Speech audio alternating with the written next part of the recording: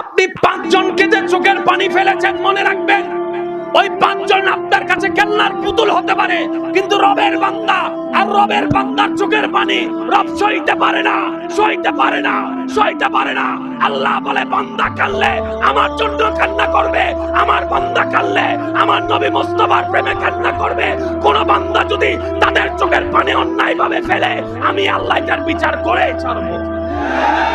ছেলেদের বিয়ে করার জন্য মেয়ে দরকার, মেয়ের বিয়ে দেওয়ার জন্য ছেলে দরকার। ভাইটা কি মেয়ে না ছেলে? ভাই ভাই ছেলে, বোনটা কি? তো ভাই বোনে বিয়ে করে দেন না, কাম শেষ তো। বাইরে সম্পত্তি যাইতো না, ঘরেই থাকতো। আচ্ছা, কেন নাউজুবিল্লাহ বললেন আপনারা? তখন আপনারা বলবেন ইসলাম নিষেধ করেছে। এটা তো সবাই জানি। একবার কি কখনো ভেবেছেন ইসলাম কেন নিষেধ করেছে? এটা তো ভাবার চেষ্টা করেন। ইসলামের কথা বাদ দেন, অন্য ধর্ম যারা আছে তারা কি ভাই বোনে বিয়ে দেয়? তো তারা তো ইসলাম মানে না, তারা কেন দেয় না? আমরা দিই না, আমাদের ইসলামে নিষেধ আছে, অন্যরা দিচ্ছে না কেন? তখন তারা বলে এটা বিজ্ঞানী ভাবে নিষেধ। কি নিষেধ? ভাই এবং বোন রক্তের গ্রুপ আলাদা, চেহারা আলাদা, শেড আলাদা, ফিঙ্গারপ্রিন্ট আলাদা, তারপর আপনার আই প্রিন্ট আলাদা, স্কিন টোন আলাদা, চামড়া আলাদা, নাম আলাদা, আকার আলাদা, তারপরও একটা জিনিস মিল আছে, সেটা হচ্ছে ডিএনএ। আর বর্তমান বিজ্ঞান বলে ডিএনএ যদি এক হয়, তাদের মাধ্যমে সন্তান কখনো সুস্থ আসবে না, সব বিকলাঙ্গ আসবে, মেন্টাল আসবে, সারা পৃথিবী পাগল দিয়ে ভরপুর হয়ে যাবে। ইসলাম সেটা 1450 বছর আগে নিষেধ করে দিয়েছে।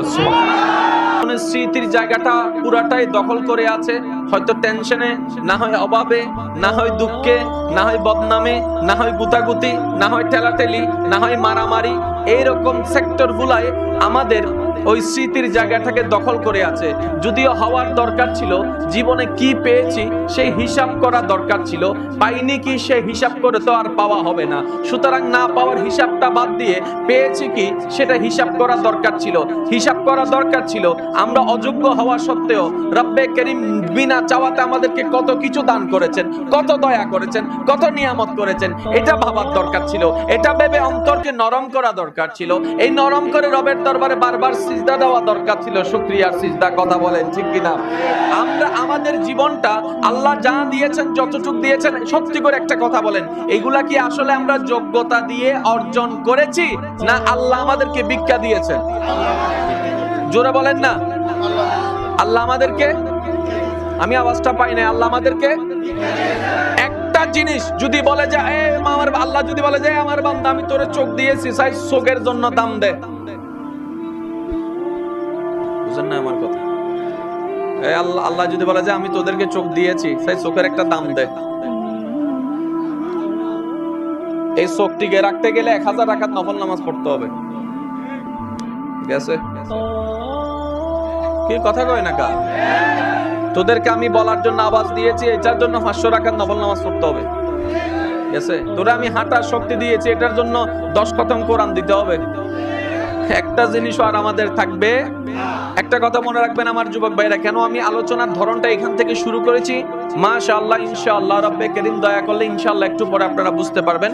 আমাকে একটা এখানে বিষয়ের দিকে ইঙ্গিত দেওয়া হয়েছে, ওয়ামা তৌফিক ইল্লা বিল্লাহ, রব্বে করিম দয়া করলে আমি আমার বিষয়ের দিকে আসছি। তবে একটা কথা মনে রাখবেন, তর্ক বিতর্ক ছিল, আছে, থাকবে। যতদিন পৃথিবীতে মানুষ নামের প্রাণী থাকবে, ততদিন তর্কও থাকবে, ঝগড়াও থাকবে, মামলাও থাকবে। এই জঙ্গলের মধ্যে আল্লাহ প্রাণী রাখছে কি রাখে নাই? সবাই আপন আপন জায়গায় বসবাস করতেছে। কথা বলেন। একমাত্র যত জামিলা সব মানুষের ভিতরে, যত অন্যায় সব মানুষের ভিতরে। একটু খেয়াল করবেন, আল্লাহ তাআলা এই দুনিয়াতে আল্লাহ আমাদেরকে পাঠিয়েছেন, যেটা যেমন সত্য, আল্লাহকে খুশি করে আমাদেরকে কবরে যেতে হবে, এটাও তো সত্য, ঠিক না? আচ্ছা, তাহলে বান্দাদের শুধু একটাই কাজ, কাকে খুশি করা? আর একটু জোরে বলেন, কাকে? এই যে একটু আগে আমার হুজুর মসজিদের জন্য আপনাদের কাছ থেকে যেটা বলেছেন, আমি এটাকে সহযোগিতাও বলবো না, কেউ দিলে সেটাকে আমি দানও বলবো না, আমি সেটাকে বলবো মসজিদ আল্লাহর ঘর, এখানে খেদমত করা এটা ভাগ্যের ব্যাপার। এখানে শরীক হতে পারাটা এটা ভাগ্যের ব্যাপার। হ্যাঁ, আপনি যদি বলেন আমি মসজিদে দান করেছি, আমি বলবো শ্রদ্ধার সাথে, ভাই দান শব্দটা সব জায়গায় হয় না। দান শব্দটা সব জায়গায় হয় না। আপনি কাকে দান করছেন? মসজিদকে? আপনার এত ক্যাপাসিটি, আপনি আল্লাহকে দান করছেন।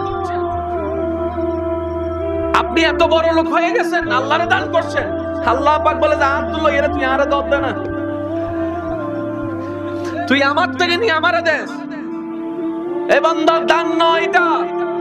বল তুই এটা পার্টিসিপেট করছিস, এটা দান নয়, এটা তুই শুকরিয়া আদায় করছিস। রব্বে কারীম, তুমি আমাকে নিয়ামত দান করেছো, আমি তোমার জন্য নিয়ামত উৎসর্গ করে দিচ্ছি। আজকে থেকে এটাকে